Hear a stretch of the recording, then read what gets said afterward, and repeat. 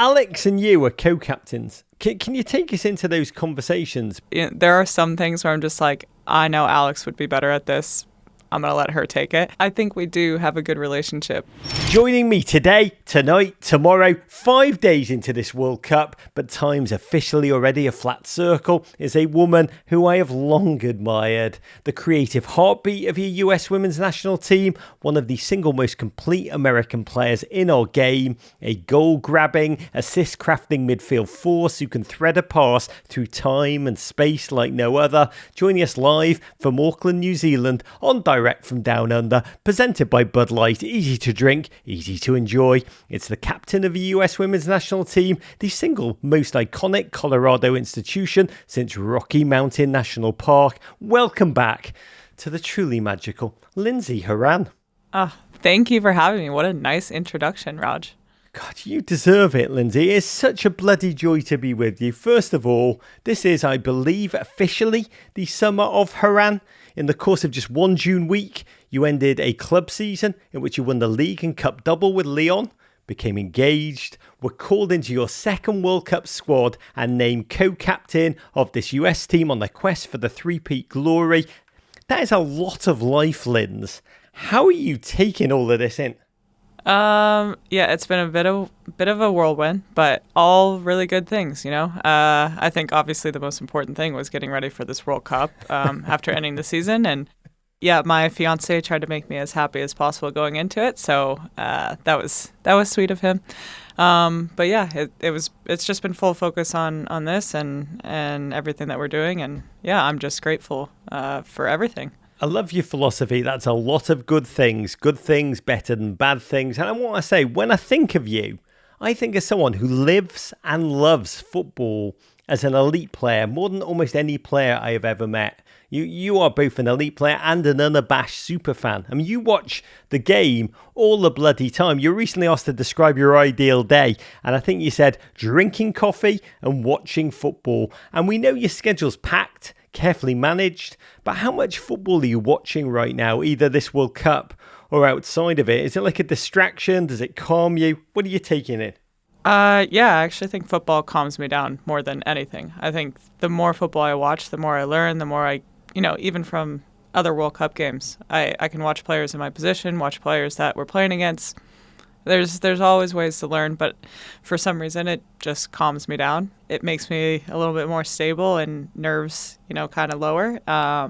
And I'm a footballer. Like I want to watch football. I don't know why any other footballer wouldn't want to do that, but my teammates give me so much crap for how much I watch and post about it and whatnot. So anytime you see me relaxing, I'm watching the game. I mean, you are so proper football that even in the midst of the World Cup, you are posting footage of Busquets' best touches on his debut. Oh, they were unbelievable. I mean, that's you, though. You're like, I'm winning this, but I'm watching that, and I'm taking it all in. And I need to ask you about that other bloke who played a bit, Lionel something. What do you think of that? What's his last name? I don't remember. Yeah. And by the way, you had his photo on your bedroom wall. Of Since course. You were like a kid. You probably, I think you even had like a Barca duvet. My whole room was Barca. It's embarrassing. And by the way, we're not talking about when she was a kid. We're talking like about 3 months ago. But yeah, how are you experiencing this? And you can't believe you've not met Lionel Messi yet, can you? Yeah, I cannot believe it. I don't know how anyone hasn't set it up. Like Men in Blazers could probably set it up. Still haven't. I don't know. We can get you DeAndre Yedlin. You're on your own. Close. No, Messi being in the MLS, one, I was pissed off because I'm still in Europe and I want him to be in Europe so I have more chances to watch him play. So that was like selfishly I'm upset.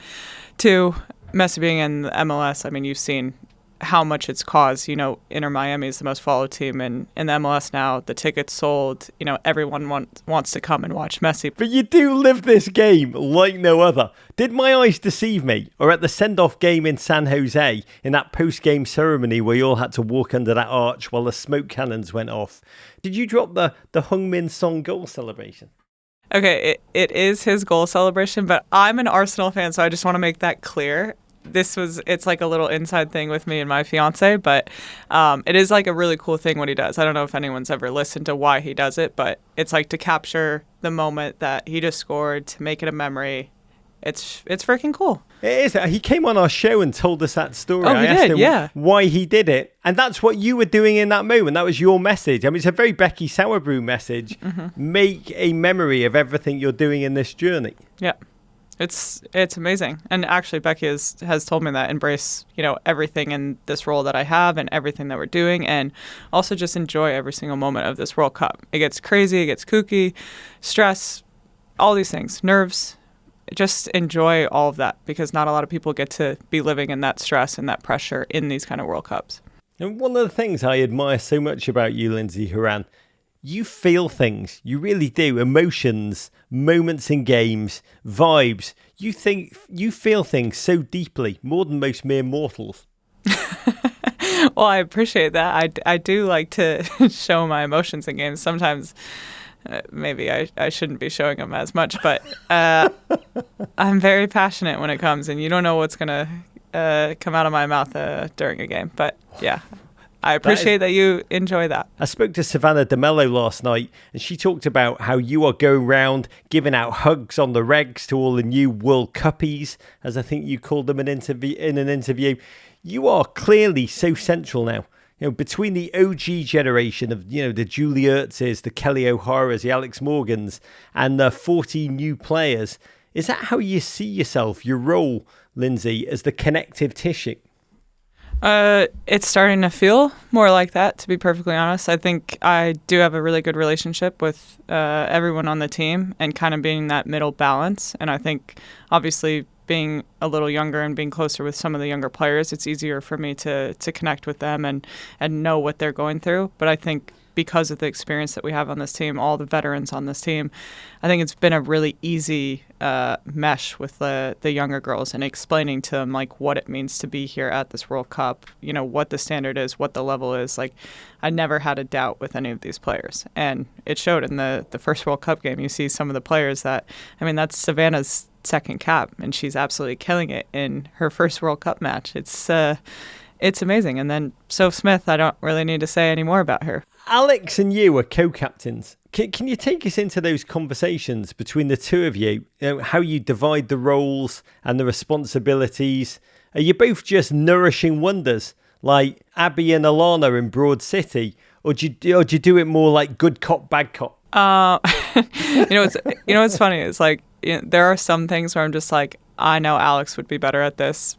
I'm going to let her take it. I think we do have a good relationship in that way, because we bounce things off of each other. We both have maybe a little bit different opinions in certain situations, and we know, our strengths and our weaknesses. And so I think that's why we actually have a good collaboration. And also can be a bounce board for Vlaco, but can be a bounce board for the rest of the team as well. I want to talk about someone who is, when fit, a guaranteed name on that team sheet in the same way as you are. And it's Rose Lavelle. She came on against Vietnam around the hour mark. She changed the game. I know she's your great mate. And on the field, she brings out that same sense of mischief, impudence, willingness to laugh and just think differently to everybody else as she does off it. What's it like to play alongside Rose Lavelle in full flow? Well, let me tell you. First off, it's so nice for me, because Rose knows how I play. So I could be doing a no-look pass. It looks like I'm playing it freaking long ball wide or whatever, and Rose knows I'm going to slip her into seam two. This is we're getting too tactical here, but Rose just knows how I play. So I get so pumped up when we actually connect on the field, which we did in the Vietnam game. But she just brings another sense of confidence to the team. I think when she subbed on, she created 2 or 3 chances in the, 25 minutes, 30 minutes that she was on, and big opportunities. And she can do that with just individual brilliance. So that's what's exciting about Rose. She's always been that way, and she's always that key player for this team. How different a force are the United States with Rose and without her? I mean, it's crazy. Like I said, it's just her individual brilliance, the things that she can create, the magic that she can create. I think it sets us sets us apart from, what we are and what we could be. And it's little nuances, and that's what is so special about Rose. I could go on and on about her. Question from a listener, Gigi in Arlington, Virginia. I raise my Bud Light to you, Gigi. Gigi wants to know, you'll be coming up against your club teammate from Lyon, Danielle van der Donk. And when you play a club teammate at international level, how do you take what you know from playing that player day in, day out in training and almost use it against them? Are you giving your US women's national team teammates a lowdown before kickoff? I just say watch out for your ankles with Dan. No, I'm just kidding. That's more for me. Me and Dan have an ongoing joke that like every time we've played against each other before we became friends, we were just like going after each other. It was a nonstop battle in the midfield every time that we played against them. And I was just like, who is this girl? I'm not going to say names here, but she's like kicking at my ankles all the time. I'm like, I don't like this player. And I get to Lyon and I get to train with her day in, day out. And I think obviously we became friends, but took a while though, didn't it? Yeah. You still giving her the side eye for a long time. No, she was actually one of the nicest girls when I first showed up. So I do appreciate that, but I think it turns into respect. I have a lot of respect for Dan, her game, how much she does on the field, and it's like it's the nitty-gritty stuff. It's the stuff that you hate doing on the field, the amount that she runs, the hard work defensively. I mean, she's incredible. She makes my job easier at Lyon, so I think that's the information that I pass on to my teammates. It's like she can like make something out of nothing, and it's her work on the field. So that's why I appreciate Dan so much. You said in a recent interview about playing against Van der Donk that you get trash talk every single day from Dan Van der Donk. And once we play them, you'll see it. She'll be coming for my ankles like every single play. Watch out for that because it's going to be fun. I've got to know, so many ways to troll nowadays. So how does all this trash talking all go down? Is it on the field? Is it in text, an Instagram DM, a voice note, a bad karaoke to the Dutch national anthem? How does it get delivered? I feel like it's usually like on the field, or it'll be just like a little comment with a laugh. So like she's trying to get in your head, or I try to do the same thing back to her. I don't know what's going to happen in this game, but we'll see. She's on a yellow card, so she's got to watch out. You said in a recent interview about your Lyon experience that, quote, I think a lot of American fans may not understand my football because I think I play a very European-based style of game. And I'm fascinated by this. What do you see as the main difference between American style of football and the European style? Well, I don't want to get fans or people upset, but I think in Europe, everything is so possession-oriented and valuing the ball, whereas like U.S. is getting more and more like this. We're actually growing a lot in the game, and you can see it with our national team, but it is like so physically demanding. You have players that can do individual brilliance type of football where they're just dribbling and running past players. You know, how many goals did Soph Smith score for Portland where she gets the ball, it's a counterattack, and she's dribbling past three players and we score a goal. I think a lot of times in Europe, because of the way that we play, especially in Lyon, like you are building up, you are valuing the ball so much in possession. Like if you're not stringing together 5 or 6 passes, it's almost a failure. So I think I appreciate that so much because that's how I like to play. I like to play with the ball. I like to manipulate defenders, teams, and be able to score off of those kind of opportunities. Lindsey, I've got the honour of covering this World Cup with your friend and US midfield teammate Sam Mewis. Oh. And she said after watching you on Friday, we taped something right afterwards. This is her quote. She said, I think this tournament is Lindsey's moment to be like, this is who I am as a player. This is the impact that I can have on the game for the whole world to see. And I think it's beautiful what she said. But what do you think of that? Does it resonate? Yeah. Now you're making me cry.